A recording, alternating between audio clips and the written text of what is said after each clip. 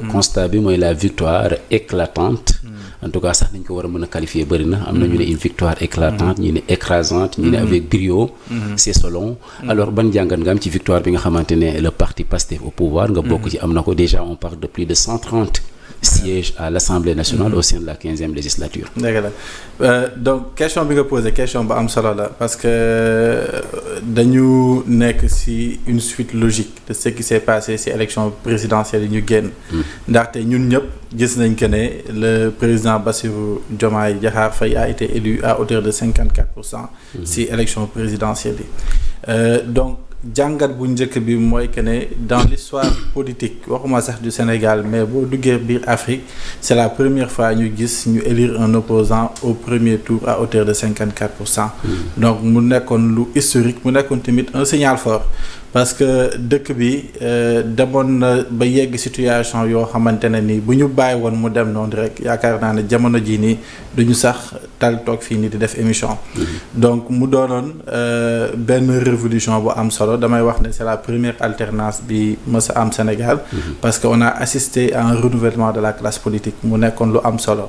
donc buñ ci tegee 7 mois. ñu dem vers des élections anticipées te aussi tamit il faut que ñu ñëwaat ci historique bi parce que yéen bi son excellence le président Bassirou Diomaye Faye amoon mooy liggéey ak député yi fi nekk de telle sorte que réforme yi nga xamante ne ni bëgg nañ ko def ñu mën ko doxal ci ni mu gën a yembe mais bu ngeen fàttali ko bi ñu dugalee benn projet de loi bi nga xamante ne liñ ci jublu woon mooy supprimer le Haut Conseil ak le Conseil économique mu nekk ay institutions yoo xamante ne ni institution budgétivore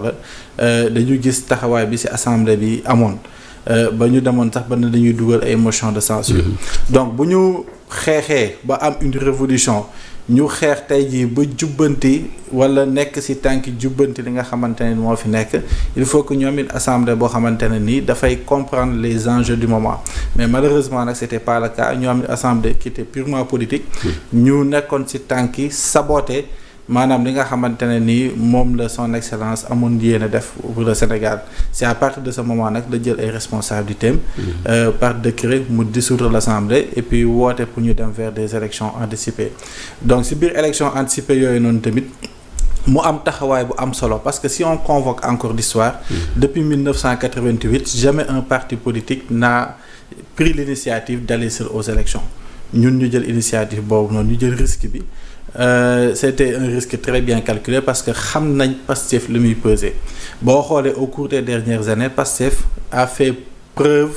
de solidarité a fait preuve d'entraide vis-à-vis de l'opposition parce que Pastef moo doon porter l'opposition moo taxoon tey ji la majeure partie des maires yi nga xamante ne ñu ngi en exercice nekk ci yeneen parti politique yi ñu fal leen Pastef moo taxoon la majeure partie des députés yi nekk ci yeneen parti politique ñu fal leen donc bu ñu demee ba 2024 peut-être ñoom foogoon nañ que ne force politique bi ñoom la léegi nag dafay am fu politique di tollu il faut nga taxaw natt sa bopp dëgg sa bopp et c'est ce que Pastef a fait Pastef bu mu ko defee aussi tamit on s'est rendu compte que ne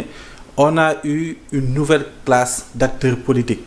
parce que bu ñu demee tey ji ba am ay députés yoo xamante ne ni ñii ay étudiants lañ ñii ay marchands ambulants lañ ñii ay personnes à mobilité réduite ñu leen di wax ay handicapés lañ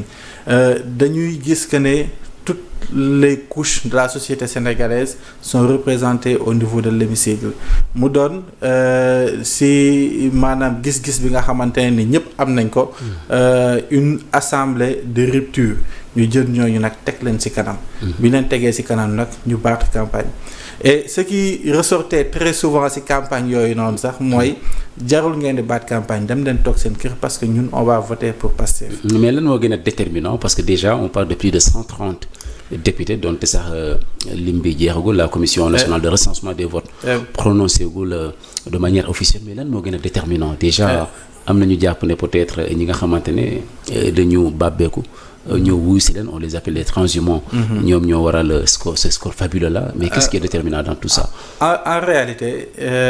gis nga pour éviter sax que la victoire de Pastef ñu imputer ko ñeneen yi moo taxoon ñun ñu am démarche bi dès le début tey amaana bu ñu demoon ci coalition. ce que les gens vont dire mooy que ne Pastef gagné la mais coalition bi moo tax Pastef gagné. mais soriwul coalition de. mais y a pas eu de coalition. li ngeen recevoir vraiment ci ay personnalités politiques. ay chefs de parti et tout ça. voilà mais xam nga dafa am lu am solo. lu nit ñi di wax très souvent. moo koy fàttali aussi tamit à la majeure partie des gens tey boo defee benn comparaison. on se rend compte que ne mu ngi mel ni nga jël tey la commune de Mbao au niveau des élections présidentielles ñu ngi amoon 22 000 voix.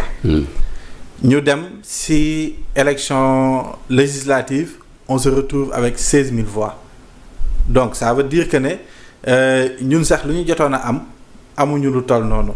et ça peut s'expliquer par plusieurs raisons. Première raison par exemple. Première raison bi mooy engouement bi di am ci élection présidentielle engouement boobu noonu du am. ci élection législative boo xoolee ci élection présidentielle yi ñu génn on avait un taux de participation boo xamante ne dafa demoon ba ay 66%. élection législative yi nga xamante ne def nañ ko 2022 on était à 46%. pour ces élections là. jàppuma le taux exact mais je pense que bi ñu ngi ci 50%. donc ce qui veut dire que ñi nga xamante ne ni ñoo voté ci présidentielle bi voté wuñu ci législative bi et en termes de voix ñun lu ñu am sax daanaka dafa gën a wàññeeku par rapport ak lu ñu amoon présidentielle. donc loolu ça veut tout simplement dire que ne lii nit ñi di wax ne apport bi Pastef am. soutien yi mu am moo ko indi du ma ce sont pas des soutiens yoo xamante ne tam dañ koy minimiser parce que ku indi kenn sax ñaari nit da nga contribuer à la mais ban rôle la joué justement loolu la nit ñi mais le rôle le plus déterminant a été joué par le leader de Pastef parce que ñun ñi nekk Pastef depuis man personnellement maa ngi intégré le parti depuis 6 ans voire 7 ans am na ñoo xamante ne depuis une dizaine d'années ñu ngi au niveau de Pastef lu nekk nag ñu daj ko ci tey il faut comprendre que la victoire de Pastef est la victoire d'un seul homme qui est le président Ousmane Sonko. mais comment. tey xam nga lu tax il faut que ñu xam ko parce que il n'a pas été seul sur le terrain c'est vrai qu'il était la tête de liste nationale. xam nga lu tax ma ne c'est la victoire. c'est toute une équipe. xam nga moo tax ma ne c'est la victoire du président Ousmane Sonko. man effort yi ma ci def dama koy jël ma jébbal ko le président Ousmane Sonko xam nga lu tax. Le président Ousmane Sonko en 2019 dafa participer pour une première fois aux élections présidentielles mu am 19%. mu am 15% du moins bi mu amee 15%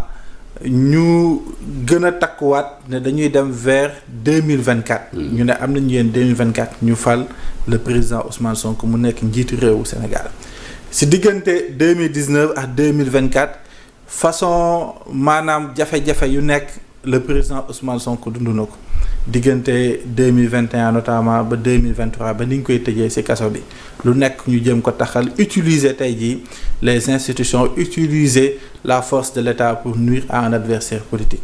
te li tax ñu gën a téye tey le président Ousmane Sonko xam nga lan la. tey boo defee le tour de la majeure partie des partis politiques yi nekk fii au niveau du Sénégal. bi ñu demee ba tëj seen leader. tey jëlal ku mel ne taxaw